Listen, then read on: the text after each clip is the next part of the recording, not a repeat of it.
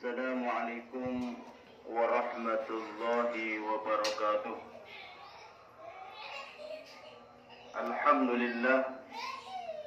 Alhamdulillahilladzi arsala rasulahu bil huda wa dinil haq liyudhhirahu 'ala ad-dini kullihi walau karihal musyrikun. Asyhadu an la ilaha illallah wahdahu la syarika lah wa asyhadu anna Muhammadan abduhu wa rasuluh. Allahumma salli wa sallim wa barik ala sayyidina Muhammad wa ala alihi wa ashabihi wa man tabi'ahum bi ihsanin ila yaumiddin, amma ba'd. Hadirin jamaah sholat Isya, dan insyaallah kita lanjutkan dengan tarawih secara berjamaah yang insyaallah dirahmati oleh Allah Subhanahu wa taala. Alhamdulillah, pada kesempatan malam hari ini, sebagaimana yang kita rasakan bahwa kita sampai dengan detik ini, Allah masih berikan nikmat sehat kepada kita, nikmat sempat kepada kita, dan tentu dibarengi dengan nikmat hidayah dari Allah Subhanahu wa taala, yang itu semua memudahkan langkah-langkah kaki sampean semua, meninggalkan aktivitas sampean semua, sehingga sampai kepada tempat yang paling diridhai oleh Allah, tempat yang paling disukai oleh Allah, yakni Masjid Sabilil Muttaqin ini. Semoga langkah-langkah sampean semua yang tentu diawali semangat Ramadan di awal sampai dengan malam hari ini adalah malam yang keberapa, Pak? 20 ya. 20 ini Allah berikan nilai pahala yang luar biasa menjadi amal soleh kita di hadapan Allah Subhanahu wa taala. Amin ya rabbal alamin. Hadirin rahimakumullah, tak terasa mungkin bagi yang menikmati puasanya bahwa hari ini sudah malam yang ke-20. Kalau sampai lihat di awal, sehari, 1 minggu, 2 minggu, saudara-saudara sampean, tetangga-tetangga sampean, tetangga di shop sholat, kira-kira berubah enggak sampai dengan malam hari ini? Jauh menurun ya? Jauh menurun, jauh maju dan jauh maju gitu ya. Itulah fenomena ya. Pilihan Allah yang digelurkan tidak kepada setiap manusia. Ya, harus bangga kita yang berada di sebuah bulan yang dijamu oleh Allah dengan Ramadan dihadirkan ke kita, sebuah keberuntungan. Tidak semua orang yang dihampiri Ramadan itu beruntung. Hanya orang-orang yang memang tahu dengan dirinya bahwa Allah mempertemukan dengan kita di Ramadan ini, dan kemudian kita merespon sebaik-baiknya dengan ibadah yang maksimal. Itu yang akan beruntung. Yang lewat begitu Ramadan, iya banyak. Justru bisa jadi yang tidak puasa lebih ugal-ugalan mempersiapkan lebarannya. Ini kebalik-balik ya. Yang mungkin tidak puasa, yang sama-sama muslim dengan kita, yang mudah-mudahan mereka diberikan hidayah oleh Allah dan mereka bersama-sama puasa sama-sama kita. Ada juga yang memang ini hanya sebuah fenomena yang kemudian diyakini ya Ramadan lah begitu juga. Tiap tahun juga kita akan bertemu. Tapi seorang yang mukmin tidak akan begitu. Maka ketika seseorang sampai kepada sebuah jamuan Allah, kita kan harus tahu diri nih. Kalau kita ditempatkan oleh Allah bahwa kita dijamu oleh Allah, tentu seorang muslim, seorang yang baik, yang merespon sebuah perintah Allah, oh dia hendak alang kepala, semua kemampuannya dikerahkan di bulan Ramadan ini ya. Yang biasanya tidak bisa ke masjid, Ramadan ini terketuk hatinya untuk bisa ke masjid. Secara naluri tidak bisa dipungkiri seorang muslim. Tentu kalau non muslim mereka punya tata cara sendiri, tetapi sebagai seorang muslim kepada Allah itu pasti dia mengerti. Tapi ngertinya itu kemudian tidak didalami, tidak dipahami, sehingga tidak bereaksi apa-apa. Tapi seorang muslim yang benar enggak. Kita akan takut ketika bertemu dengan Allah dan tidak mempersiapkan sebaik-baiknya. Kalau hari ini boleh tes, sama nggak usah ke masjid. Nakal-nakalan lah misalnya gitu. Wah, nggak apa-apa. Di kuburan itu ya begitu juga. Biasa orang mati itu ya. Yang ngomong juga nggak tahu juga di kuburan itu kayak apa, nggak tahu juga dia. Ya. Mungkin bisa jadi ada orang yang menentang begitu. Kalau boleh tes, silakan mati dulu. Ya. Kalau mati dulu setelah diajar sama Mungkar wa Nangkar baru sampai ngomong, oh bener omongan Pak Ngalal itu ya. Bisa begitu. Karena apa? Rentetan itu sudah dijelaskan oleh baginda Rasul Muhammad SAW. Bagaimana kemudian ketika Israel mengambil seseorang dan sampai di liang lahat, sampai kemudian ditutup kembali, sampai kemudian 7 langkah orang meninggalkan, detail sekali Quran bicara itu, detail sekali hadis bicara itu. Maka seorang muslim harus yakin. Carilah bekal sebanyak-banyaknya. Hadirin rahimakumullah, pada kesempatan yang singkat ini saya ingin sampaikan ke jamaah rahimakumullah dan juga mengingatkan kepada pribadi saya sendiri bahwa kita tinggal 10 hari, berarti 11 hari sama besok insya Allah. Ini jangan biasa-biasa ini. Sampean dan saya insya Allah sudah masuk final besok. Ya, di tempat-tempat yang lain itu sudah sedemikian rupa didaftar untuk siapa yang etikam. Gitu ya. Ibaratnya orang ibadah seminggu dengan 2 minggu dengan 3 minggu 4 minggu terakhir itu berbeda, nilai pahalanya pun berbeda ya, kita akan kejar di situ supaya seorang muslim tidak akan melewatkan semampunya kita ya. 10 malam terakhir jangan leha-leha, jangan kebalik-balik sama ribut di dapur sama ibu-ibu, jangan kebalik-balik kita ini. Ketika Allah sudah berikan waktu yang sangat istimewa 10 hari terakhir, tapi apa yang dilakukan? Kebanyakan kita adalah sibuk, belum dicet jendela, sampai larut malam, ya kan? Belum ada acara ngelaba-laba semua. Itu nggak salah. Tapi kan waktu yang mana yang harus kita lakukan? Bahwa malam-malam itu malam Lailatul Qadar. Ya, kalau sampai sedekah di malam itu, maka nyanggrongnya seorang muslim, para ulama itu sepakat 10 malam terakhir kalau sampai sanggrong mesti dapat. Mana siapa di antara kita yang punya 10 malam terakhir itu on kepada Allah, hubungan vertikal kepada Allah yang maksimal, maka dia yang dapat. Ya, maka dari itu kuati, kencangi. Andai kata sampai malam 21 itu bersedekah, ya, malam 21, dan Allah takdirkan bahwa malam 21 itu adalah turunnya Lailatul Qadar, maka nilai sampan itu 83 tahun. Lu nggak main-main itu. Kalau lipat gandakan 83 tahun itu nggak main-main, 1000 bulan itu nilainya. Maka dari itu ini harus kita kuatkan. Maka untuk menunjang itu semua, terakhir itu kita adalah ada zakat, ya, zakat fitrah dan kemudian mal.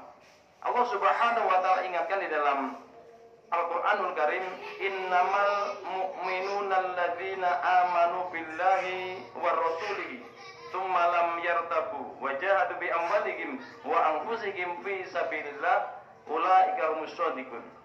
Kata Allah Subhanahu wa taala, sesungguhnya orang yang mukmin yang sebenarnya adalah orang yang beriman kepada Allah dan Rasulnya. Satu, ini cirinya ya. Jadi kata Allah, orang mukmin yang sebenarnya itu, nih tandanya nih, di belakang ayat itu, perhatikan baik-baik, begitu kata Allah. Orang yang beriman kepada Allah dan Rasulnya. Beriman itu bukan omong doang, ya. Karena iman itu diucapkan dengan lisan, wa tasdiqu bil qalbi, diyakini dalam hati, dan dibuktikan dalam bentuk ketaatan kepada Allah. Itu baru orang beriman. Kalau mau aku ya muslim, aku Islam juga. Yang kalau begitu bilang orang Jawa, akeh tunggale gitu ya. Banyak yang bisa begitu, tetapi untuk ta'aruf, tunduk dan patuh kepada Allah, enggak semua orang bisa. Tidak semua orang bisa. Itu baru bukti bahwa tu'minu billahi wa rasuli. Itu terbukti sebagaimana yang hari sampean semua lakukan. Itu dalam bentuk sampean beriman kepada Allah dan Rasulnya. Loh, kalau sampean kepada Allah, enggak. Sampean yakin tidak akan pernah ada di sini, termasuk saya. Ya, kalau misalnya tiba-tiba ternyata, oh sama saja orang yang taat sama Anda itu. Misalnya, kira-kira sampean apa yang sampean pilih? Kan enak di rumah nih, berapa jam tadi? Ya kan? Sudah dari sini sekian jam meluangkan waktu. Kalau dianggap sama, enggak, tidak pernah. Tapi Allah berjanji tidak akan pernah salah. Ini yang harus kita cari dan kita buktikan ketika kita bertemu dengan yang menciptakan. Kita dienakkan, dimuliakan oleh Allah atau sebaliknya. Atau orang yang hari ini mengingkari kepada pembalasan Allah. Ya, tinggal pilih aja nanti. Ya, lanjutnya pada ayat itu, summa lam yartabu. Ya. Wajadu bi amwalihim wa anfusihim. Itu cirinya. Ketika seseorang beriman kepada Allah dan Rasulnya, mereka tidak ragu. Tidak ragu dalam hal apa? Bi amwalihim wa anfusihim. Mereka berinfak, mereka berkorban dengan harta mereka. Artinya, ketika seseorang tidak ragu kepada iman kepada Allah dan Rasulnya, buktinya dia tidak ragu untuk mengeluarkan sebagian yang Allah berikan kepada kita. Ini saatnya saya dan sampean metani dalam bahasa Jawanya. Sampean punya harta berapa nih? Berhitung nih. Jangan main sekek-sekean. Terkadang orang itu dengan dirinya sendiri sekek. Ya. Padahal sedekah sampean sebetulnya itu buat kita sendiri. Kan enggak masuk akal kalau orang enggak mau ini adalah bekal kita sendiri, kemudian sampean tidak suka gitu ya. Terus mau bekal apa yang kita bawa kepada Allah? Akan paling memberatkan ketika bicara dengan harta ketika kita sampai kepada pengadilan Allah. Kalau umur sekali aja pertanyaannya, ya kan? Usia sekali saja. Tapi ketika ketemu harta kita, maka harta kalian itu dari mana dan kemana kalian belanjakan? Itu yang menjadi pertanyaan. Boleh jadi harta yang kita dapatkan itu adalah halal semua, tidak pernah mencuri, tidak pernah korupsi. Kita punya miliaran, tetapi kemana alokasikan? Itu menjadi pertanyaan Allah. Di dalam 1 miliar itu, di dalam 10 juta itu, ada hak orang lain yang mesti harus kita keluarkan. Kalau orang beriman kepada Allah dan Rasulnya, aku yakin, bukan 2,5% yang dia keluarkan. Berapapun dia akan keluarkan. Teringat sahabat kita, Abu Bakar As-Siddiq. Dalam perjuangannya saja, hartanya semua diikhlaskan untuk fisabilillah, untuk perjuangan agama itu. Karena yakinnya kepada Allah luar biasa. Dan tidak ada sahabat siapapun yang menandinginya. Umar bin Khattab itu ingin menyaingi sebetulnya. Dia dikasihkan 50% dari hartanya. Dia sampaikan kepada baginda Rasul, ya Rasul, saya akan kasihkan untuk perjuangan Islam itu 50% dari harta. Masih kalah dengan Abu Bakar semuanya, karena saking yakinnya kepada Allah. Kita pun begitu, ya, kepada Allah pun begitu. Akan berbeda ketika kita punya harta, ya kan? Kemudian kita alokasikan menjadi berkah kepada diri kita. Untuk apa? Orang kalau berkah itu enak, Pak. Sampai boleh tes, sampai coba sekek gitu ya. Oh susah sampai beribadah. Ada yang ganjal. Karena yang masuk ke kita, yang kita konsumsi, itu tidak berkah. Halal tapi tidak berkah. Ada haknya orang lain di rumah itu yang ngendap. Ya. Kalau ibu-ibu punya harta emas, biasanya ibu itu, saya pernah dulu Ustaz saya itu, kalau ibu-ibu itu nabinya emas gitu ya. Tidak ada ibu-ibu yang nggak suka emas itu. Emasnya misalnya ada 83 gram gitu ya. Oh, jangan dikantongi saja, itu harus ada keluarnya itu. Ya kan? 83 gram. Ya kurang lebih nyetoknya kan bisa sekarang hampir 1 juta kalau tidak salah emas itu. Ya, keluarga itu udah 0,5%. Tapi ada juga ibu-ibu yang ngakali, biar tidak kena dijual sebagian. Padahal dia sudah emasnya itu sudah lebih dari 83 gram, misalnya 100 gram dijual sama sebagian itu biar tidak kena. Itu ngakal-ngakali. Nanti juga kena sambal oleh malaikat. Jangan. Ada haknya orang lain yang di situ harus kita keluarkan menjadi sebuah keberkahan. Nah, momen ini yang harus kita hadirkan, ya. Hadirkan dalam momen-momen terakhir. Terkadang kita terlupakan, ya. Coba apa-apa yang belum kita salurkan, apa-apa yang ada di rumah, apa-apa yang kita tidak kemudian bisa keluarkan, yang kemudian itu menjadi bekal kita di hadapan Allah Subhanahu wa Ta'ala.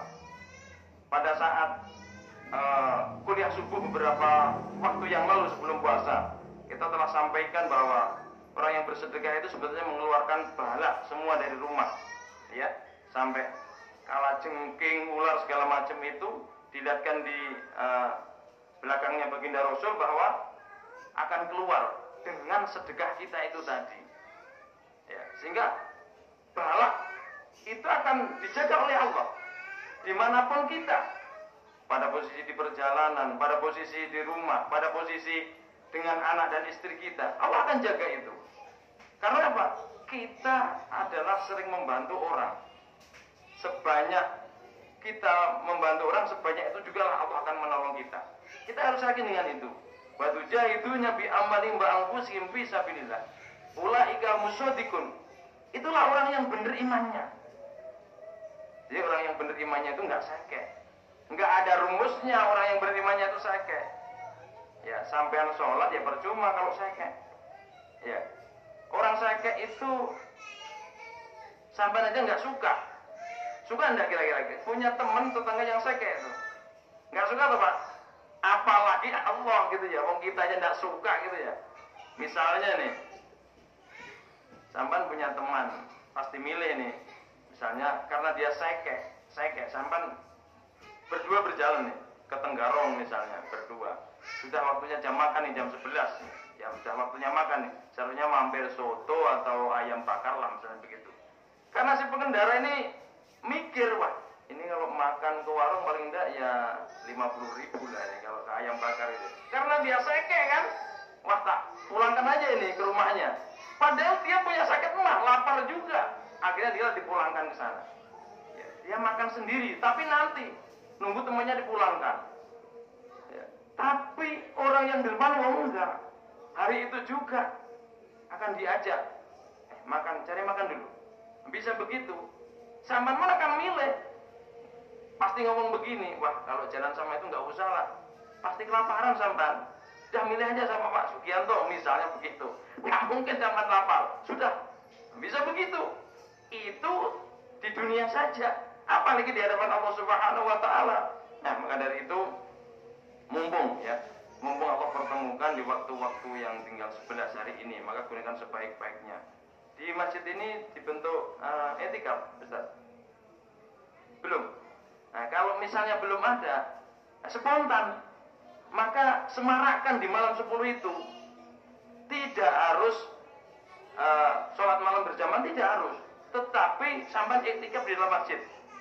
Biasanya kalau kami yang ikut itu ya, biasanya kami di Yayasan Darut Thayyibah, kadang-kadang di masjid raya yang pernah kita ikuti, itu ada yang sholat sendiri-sendiri. Sampai ada yang baca Quran, ada yang zikir, sholat 2 rakaat, baca Quran.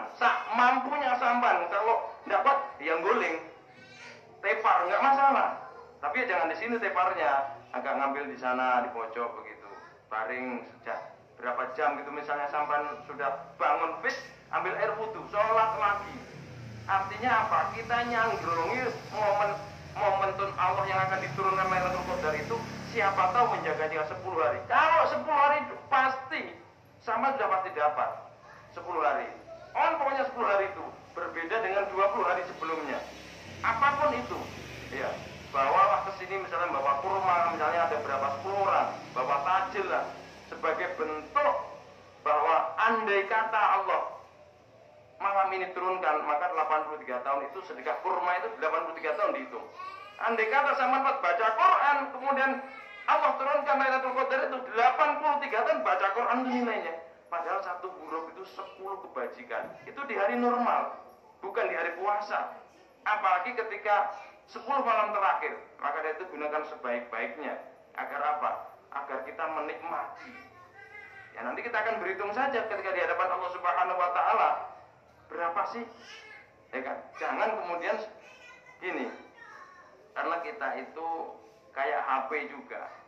Kalau jarang dicas, ya lobet. Gitu. Termasuk saya, kalau tidak dicerca sama senior ustaz itu, ya posisinya melempem juga. Begitu juga kita. Kalau nggak ada orang yang ngasih tahu bahwa ibadah itu penting, kepada Allah itu nomor 1, sampai kalahkan semua aktivitas yang bersifat duniawi. Kepada Allah itu nomor 1, apapun profesi kita, pekerjaan kita, mau pegawai, mau swasta, mau pedagang, kepada Allah nomor 1. Kan berbeda. Sampai sebagai pedagang kalau nomor satu itu sampai tanamkan, ketika sudah masuk mau waktu sholat, sampai akan tinggalkan itu, ngejar rawatibnya dulu. Dimanapun sampai berada, berjalanlah. Misalnya sampai mau ke Samarinda, udah masuk ini jam 12 lewat 5 menit, sampai akan mampir masjid. Di nomor satu kan, tanamkan pada diri kita bahwa itu adalah posisi seorang muslim, dan Allah akan bedakan pada saat kita bertemu dengan Allah. Itu yang menggembirakan. Kita yakin bahwa kita akan dienakkan oleh Allah. Masalahnya kita itu yakinnya kadang-kadang karena mentang-mentang belum pernah nyoba. Saya kasih bocoran sedikit aja ya. Orang yang nggak percaya dengan alam kubur, kalau sampai kepingin ikut mati di dalam kan, dulu ada, ya kan? Dulu ada yang begitu, tapi tidak sanggup ternyata. Ya misalnya ada orang yang baru ditanam, tahu-tahu ada orang terpaku di dalam, kira-kira gimana kita? Sampai langsung diuruk kan? Ikut mati juga berarti dia kan? Ditimbun juga.